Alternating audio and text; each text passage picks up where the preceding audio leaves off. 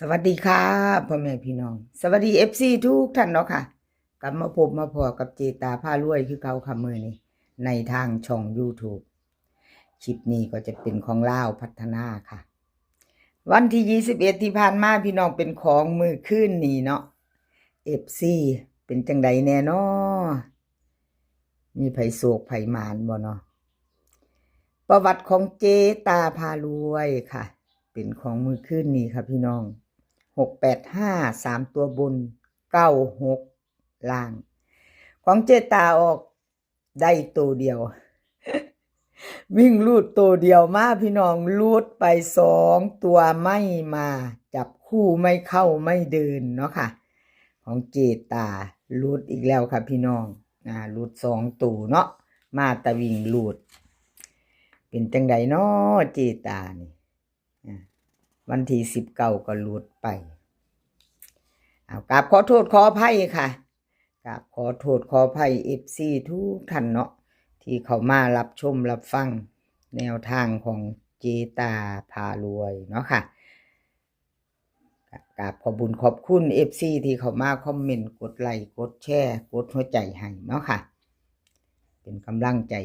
ในช่องน้อยๆของเจตาด้วยดีเสมอมากราบขอบพระคุณเป็นอย่างสูงค่ะมาไปต่อกับเจตาวันที่23กับพี่น้องเป็นของวันศุกร์ที่23เนาะวันศุกร์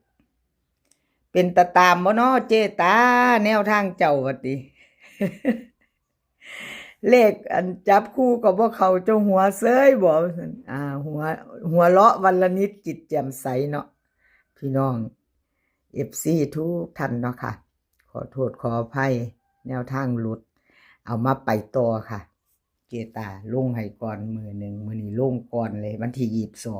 22ของเจตาเนาะค่ะเอาใครจะไปต่อก็เตรียมค่ะเตรียมแคปหน้าจอถ้าบ่ไปต่อก็ผ่านไปเนาะแนวทางของเจตาวิ่งลูดค่ะให้3กับ8ค่ะ3กับ8วิ่งลูด2ตัว4หางค่ะ3 5 3 6 8 1 8 2ค่ะเบิ้ล33กับ88 3ตัว3หางค่ะ3 8 1 8 3 5 8 3 6ค่ะวิ่งลูดเจให้ทอกันเด้อค่ะเด่นเท่ากันมี3กับ8ค่ะวงกลม3กับ8วงกลมให้ทอกันเน้น3หากับ8 2ค่ะ2ตัว2หางเบิ้ลเจตาให้หางเดียวค่ะ8 3 5ชอบกระจัดค่ะคัดกระพานเลขทุกตัวเอามาวางเพื่อเป็นแนวทางโปรดใช้วิจารณญาณในการรับชมเป็นอย่างสูงค่ะนี่เขามีรุดเนาะค่ะขอโทษขออภัยแนวทางรุดไปเอามาไปต่อไปใหม่เนาะไปต่อเป็นของใครเป็นของล็อกเทียนทะเลครับพี่น้องล็อกเทียนทะเลก็รุดไปกับขอโทษขออภัย FC เนาะค่ะขออภัยแทนล็อกเทียนทะเลแนวทางของเพิ่นหลุด2ตัวเนาะค่ะ685 3ตัวบน96ล่างค่ะ2ตัวจับคู่ไม่เข้าไม่เดินไม่มาวิ่งลูดหาตัวเดียวเนาะพี่น้อง5ตัวเดียวบนค่ะวิ่งลูดของล็อกเทียนทะเลเบิ้ลแล้วก็3ตัวกับขอโทษขออภัย FC แทนเทียนทะเลเนาะค่ะมาเบิ่ง2งวดค่ะประวัติที่ผ่านมาเนาะของล็อกเทียนทะเล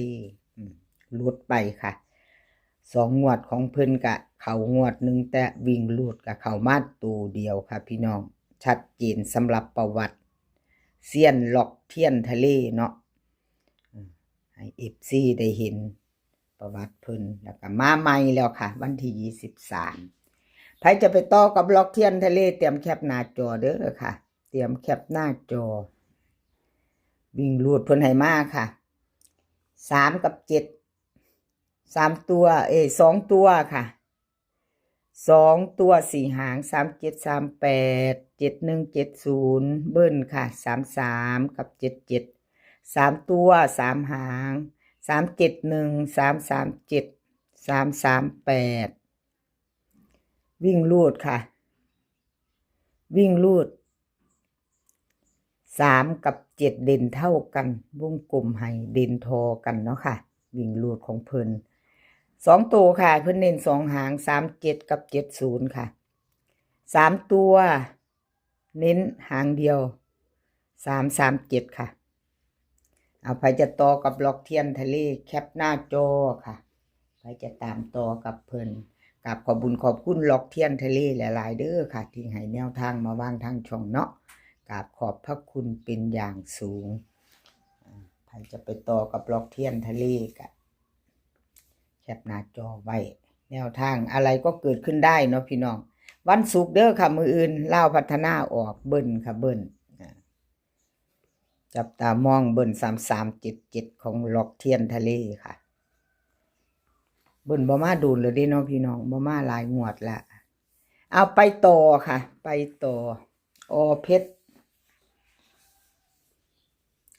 ของเพชรวันที่21เป็นจังใดแน่ลาวพัฒนาวันที่21ออกค่ะ6853ตัวบน96ล่างเพชรวิ่งลูดหลุด2ตัวไม่เดินจับคู่ไม่เข้าเบิ้ลแล้วก็3ตัวค่ะไม่มีไม่มาเนาะเจตาให้เบิ่งประวัติเพิ่นอีกงวดหนึ่งค่ะของเพชรนี่ลุดไป2งวดลุดแม่แต่วิ่งลุดกับบ่เข้าเด้อค่ะพี่น้องชัดเจนเนาะเว้าคักแท้เจตาเจ้าว่าติเซียนเพิ่นนี่เพิ่นบ่เป็นหยังดอกค่ะเพิ่นก็เข้าใจอยู่เว้าคักเนาะเจ้านี่ลุด2ตัว2งวดว่าติให้ FC เข้าใจเนาะบ่มีกักเนาะพี่น้องไม่มีกักค่ะให้กำลังใจซึ่งกันและกันคือเก่าค่ะ FC กับมิตรภูเป็นตาฮักเพิ่นก็เข้าใจเนาะค่ะแนวทางหลุดไปแนวทางมาแนวทางบ่มาเนาะกราบขอโทษขออภัยแทนเพชรค่ะที่แนวทางหลุดไป2งวดก็บ่เป็นหยังเนาะค่ะอะไรก็เกิดขึ้นได้รับชมรับฟังเป็นเพียงแนวทางเนาะค่ะกราบขอบคุญขอบคุณเพชรค่ะที่ให้แนวทางมาวางทางช่องของเจตาด้วยดีเสมอมาบ่ว่าแนวทางเพิ่นจะเข้าจะหลุดเพิ่นก็ให้มาคือเก่าเนาะค่ะชอบแนวทางเดียวกันก็ให้มาเหมือนเดิมเจตาก็เป็นกำลังแรงใจให้คือเก่าค่ะให้ FC นำ FC ทุกท่านที่เข้ามารับชมรับฟังให้กำลังใจเจตากราบขอบพระคุณหลายๆค่ะวิ่งลูดเพชรให้มาค่ะ5กับ1 2ตัว4หาง53 52 15 16เบิ้ลค่ะ5511 3ตัวค่ะ516 153 115วิ่งลูดค่ะวิ่งลูดเด่น5วงกลมเด่นรอง1 2ตัวค่ะ53กับ16เพิ่นเน้นให้2หางเนาะค่ะ2ตัว2หางเน้น53กับ16ค่ะ153 3ตัว1หางเบิ้ลพี่น้องวันศุกร์11งามเนาะพี่น้องแคปหน้าจอค่ะใครจะไปต่อกับเพชรแคปหน้าจอเนาะค่ะแคปไว้ไปพิจารณาชอบกระจัดค่ะขัดกับผ่านไม่ชอบก็ผ่านไปเนาะค่ะเป็นเพียงแนวทางเนาะค่ะพิจารณาเอา FC ใหม่ถ้าเพิ่งผ่านเขามาเห็นกันในช่องเจตาพารวยค่ะถ้าผ่านเขามาเห็นเนาะในคลิปนี้เป็นของเจตาแล้วก็แนวทางของลาวพัฒนาค่ะคลิปนี้จะมี3เซียนเนาะจะมีเจตาพารวยแล้วก็ล็อกเทียนทะเลเพชรค่ะมี3เซียนในคลิปนี้ FC ใหม่ถ้าผ่านเขามาเห็นถ้าชอบค่ะก็กดติดตามไว้ค่ะกดติดตามแล้วก็อย่าลืมกดกระดิ่งแจ้งเตือนจะได้บ่พลาดคลิปใหม่ๆของเจตากดกระดิ่งแจ้งเตือนไว้เนาะค่ะลงปุ๊บเห็นปั๊บเห็นทันใจคลิปนี้ขอพี่น้องโชคดีกับลาวพัฒนา เป็นวันพรุ่งนี้วันศุกร์ที่23ค่ะให้โชคดีกันทุกคนมื้อนี้ก็ขอให้มีความสุขขอสุขภาพร่างกายแข็งแรงค่ะสุขภาพมากก่อนเนาะค่ะพี่น้องเดินทางไปไสก็ขอให้ปลอดภัยเดินทางไปขอให้มีโชคค่ะกลับมาขอให้มีชัยคลิปหน้าพอกันใหม่คลิปนี้ก็สวัสดีค่ะ